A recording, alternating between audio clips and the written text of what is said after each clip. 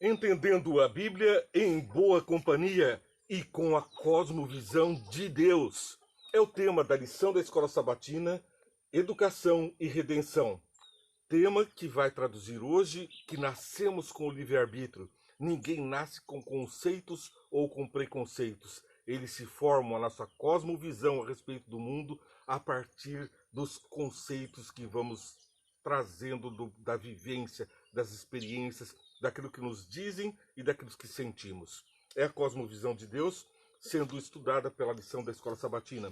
Entendendo a Bíblia em boa companhia traz para você que ninguém tem uma visão neutra sobre qualquer assunto, justamente porque depois que tomamos conhecimento de nós mesmos e tomamos tino das nossas ações, já temos conceitos, assim passamos a interpretar as coisas conforme os nossos conceitos. Preconceito é preconceito. Se nós formamos um preconceito, estamos destinando a nossa visão de mundo. Assim, as pessoas que não creem em Deus, quando veem um arco-íris, por exemplo, elas percebem ali apenas as leis da física, onde as gotículas de água formam um prisma que, refraindo a luz que está numa determinada posição em relação ao espectador, forma as belas cores do arco-íris.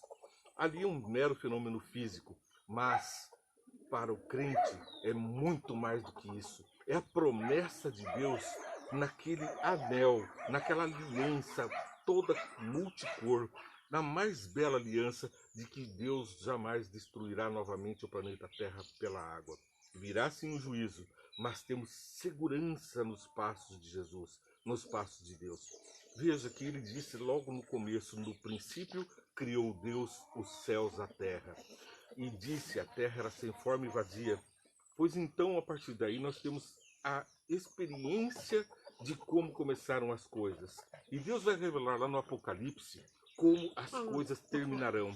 Ele não nos deixa órfãos, ele vai nos ensinando no caminho em que devemos andar. A partir daí nós temos então que o iluminado vê o arco-íris sobre um outro olhar. Dá licença um pouquinho aí, Baraque. Vemos Gênesis capítulo 9, verso 13. Porém nas nuvens o meu arco será por sinal da aliança entre mim e a terra. E sucederá que quando eu trouxer nuvens sobre a terra e nelas aparecer o arco-íris, então me lembrarei da minha aliança firmada entre mim e vós e todos os seres viventes de toda a carne. E as águas não mais se tornarão em dilúvio para destruir toda a carne. É o que está registrado em Gênesis no capítulo 9, do verso 13 até o 17, que eu concluo a leitura. O arco estará nas nuvens, vê-lo-ei e me lembrarei da aliança eterna entre Deus e todos os seres viventes de toda a carne que há sobre a terra. Disse Deus a Noé, este é o sinal da aliança estabelecida entre mim e toda a carne sobre a terra. É uma aliança que Deus fez, uma palavra firme e forte do nosso Deus poderoso que não falta, porque ele não é homem para mentir, é o que diz a palavra de Deus. Só poderia ser uma maravilha de Deus, um milagre de Deus, um sinal como esse, um arco-íris com todas as suas multicores e sua beleza. É tão encantador que surgem contos encantadores. Estaria ali um baú com pote de ouro, ou seria estrada para os céus. São os contos que encantam as nossas crianças. Vamos ver ainda o que Ellen White tem a dizer sobre esse tema, lá no livro Patriarcas e Profetas, página 106. Como é grande a condescendência de Deus e sua compaixão por suas criaturas falíveis, colocando assim o belo arco-íris nas nuvens como sinal do seu concerto com os seres humanos. Era plano de Deus que os filhos das gerações posteriores perguntassem o significado do arco glorioso que abrange os céus. Seus pais repetissem a história do dilúvio, eles dissessem que o Altíssimo estendeu o arco e o colocou nas nuvens como uma garantia de que as águas nunca mais inundariam a terra. Então o arco-íris não era só um aviso para Noé, é um aviso para todos os filhos de Deus, de que Deus cumpre as suas promessas. Que maravilha andarmos nos passos de um Deus que anuncia o fim desde o princípio. É isso que ele diz na palavra de Deus. Sem dúvida, a Bíblia de Deus é firme fundamento de nossa fé, nas palavras do Pai. É um filtro para a nossa compreensão e formação da cosmovisão do crente sobre o mundo e sobre o universo. Porque a palavra de Deus diz: no princípio criou Deus, e disse então: criou Deus os céus e a terra, descrevendo assim os lugares, os fatos que se desenvolveram neste palco, sem olvidar o que se passa no cosmos. Vamos ver que Deus também fala sobre o que se passa no cosmos. Veja bem. Derruba a altivez, impede o erro, sendo a palavra de Deus, ela derruba a altivez, os conceitos, os preconceitos, os entendimentos de que somos muito entendidos nos assuntos, eles passam a ser um modo de mostrar que nós somos dependentes de Deus. Isso cria um elo, um vínculo poderoso, onde nós temos que a palavra de Deus é um guia para toda a criatura, que se situa plenamente no mundo real, na compreensão da cosmovisão real. Nós não estamos à mercê de fantasias, de mitos, de experimentos. Nós estamos diante da vivência da cosmovisão do próprio Deus. É a compreensão da cosmovisão real do universo. Veja alguns exemplos da cosmovisão de Deus que se aplicam perfeitamente a nós, seres humanos.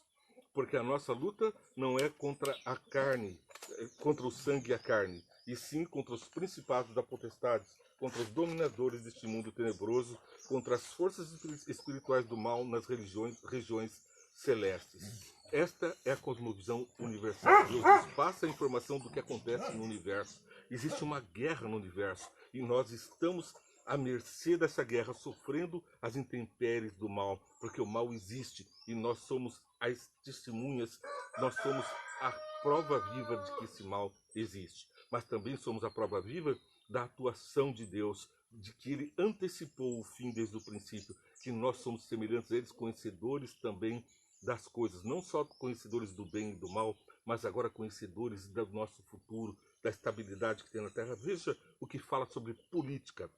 Marcos capítulo 13, verso 7. Não esqueça que eu li Efésios 6,12 agora há pouco. E Marcos 13, verso 7 diz: quando, porém, ouvirdes falar de guerras e rumores de guerra, não vos assusteis, é necessário assim acontecer, mas ainda não é o fim. Veja que Deus tem um plano diante do caos. Não é o fim, o homem não se autodestruirá. Existe algo mais esperando por você, que nós vamos ver logo adiante na revelação da cosmovisão de Deus. Romanos 5,8. Mas Deus prova o seu próprio amor para conosco pelo fato de ter Cristo morrido por nós, sendo nós ainda pecadores. Então vem a intervenção de Deus nessa guerra entre o bem e o mal, e Deus morre e ressuscita. Ele é o vencedor e nós somos por ele também vencedores. E diz no capítulo 8, 28 de Romanos: sabemos que todas as coisas cooperam para o bem daqueles que amam a Deus, daqueles que são chamados segundo o seu propósito. Então, todas as coisas que ocorrem de mal, Deus as transforma em bênçãos para nós. Isso a gente vê multiplicado em inúmeras ocasiões, como por exemplo na vida de Jó. Toda a desgraça que Satanás causou na vida de Jó, Deus depois multiplicou as bênçãos e ele recebeu muito, muito mais do que antes. Todas as pessoas que seguem a Deus e a Jesus têm essa cosmovisão do cuidado de Deus por nós. Mas não fica por aí. Eclesiastes 9:5, e estamos partindo para a finalização, e eu já peço logo que você curta e compartilhe o nosso programa, ore por ele e tenha então o pleno entendimento da missão que nos cabe, que vai agora registrado em Eclesiastes 9:5. Aqui é a situação do estado da morte, o estado do ser humano na morte. Porque os vivos sabem que hão de morrer, mas os mortos não sabem coisa nenhuma, nem tampouco terão eles recompensa, porque a sua memória jaz no esquecimento. Então os mortos não sabem coisa alguma, mas os vivos foram avisados que vão morrer. Aqui a palavra é para os vivos. Nós vamos morrer, porque o fruto do pecado é a morte.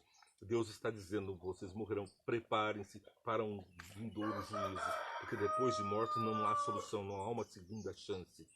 É o que está escrito aqui em Apocalipse capítulo 20, verso 5, o estado da morte diante da primeira ressurreição e da segunda ressurreição. Temos duas ressurreições que Deus vai providenciar. Em qual das duas você quer estar?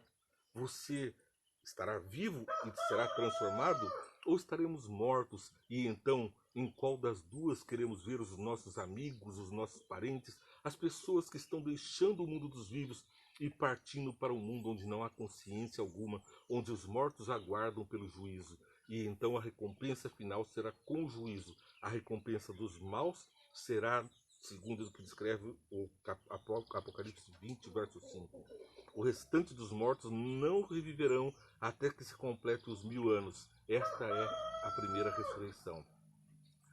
Então, temos ainda a segunda ressurreição. Essa ressurreição eu não queria estar nela, não. Porque depois de 1000 anos, Deus vai trazer o juízo sobre os ímpios. É a ressurreição que está no Apocalipse 20, verso 5.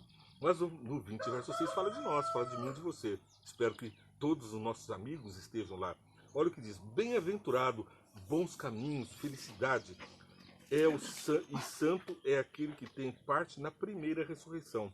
Sobre esses, a segunda morte não tem autoridade. Pelo contrário, serão sacerdotes de Deus e de Cristo, e reinarão com eles os 1000 anos. Então nós temos duas ressurreições. Jesus vem e os santos e justos são recompensados com a ressurreição. Os mortos e os vivos serão transformados. E então eles reinarão com Deus, serão um sacerdócio eleito, receberão uma incumbência especial de julgar. Eles virão os livros do juízo e ali elas examinarão por que alguns amigos não estão lá no céu, por que cada ímpio deixou a oportunidade de à parte e por isso estará na condenação, aguardando esse juízo de 1000 anos, quando então Jesus ressuscita essas pessoas para compreenderem a morte eterna, seu fracasso em aceitar Jesus e seguir os seus caminhos. É a cosmovisão de Deus. Lembre sempre, nós precisamos estar na primeira ressurreição, quando Jesus disse: todo olho o verá. Nós, os vivos, veremos Jesus voltando, mas também os nossos queridos mortos verão Jesus voltando e estarão entre os salvos. Assim espero e assim aguardo. Você está assistindo o programa Entendendo a Bíblia em Boa Companhia, e eu te convido também para assistir 5 minutos de Entende, que vai ao ar às 8 horas com o resumo dessa programação. Curta, compartilhe, ore por esse programa, porque eu estarei orando por você.